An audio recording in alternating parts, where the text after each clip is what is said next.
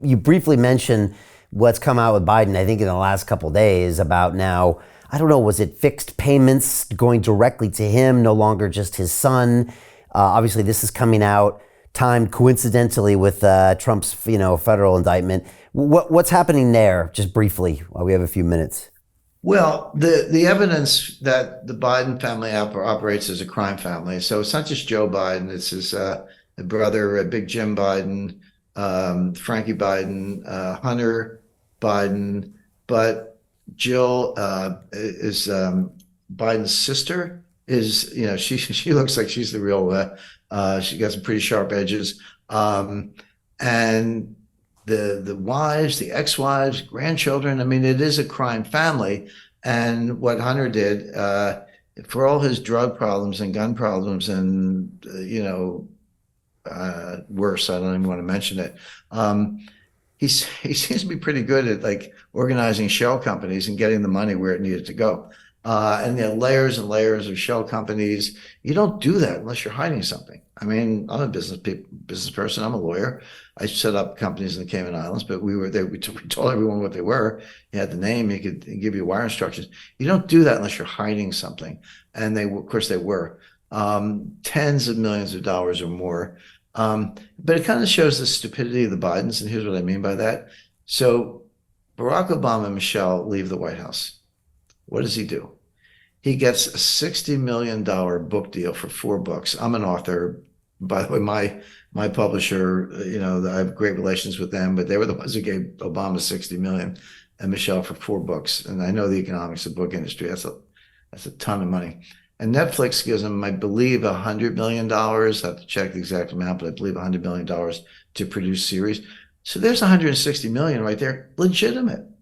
It wasn't a bribe. It's just like, hey, be on your best behavior, get out and write you a big check. Al Gore got brought into some TV network that no one ever heard of, but Gutter, it was Gutter, buys it for $100 million. Here's your payday, Al. So it's completely corrupt, but there are totally legal ways to make 50 or 100 or $200 million. But here you got the Bidens, grubbing behind the scenes for 10, $20 million. I mean, they're just small-time crooks of Delaware. That's the easiest way to describe it. It is a crime family.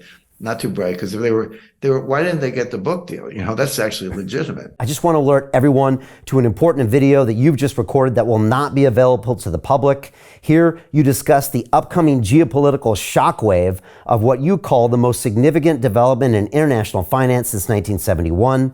But then you explain how anyone can position themselves to profit from this crisis. Our viewers can access that video at londonreal.tv/Jim, and I highly recommend that everyone go watch that immediately after our conversation. Except, going back to Merrick Garland, a bitter, hyper-partisan,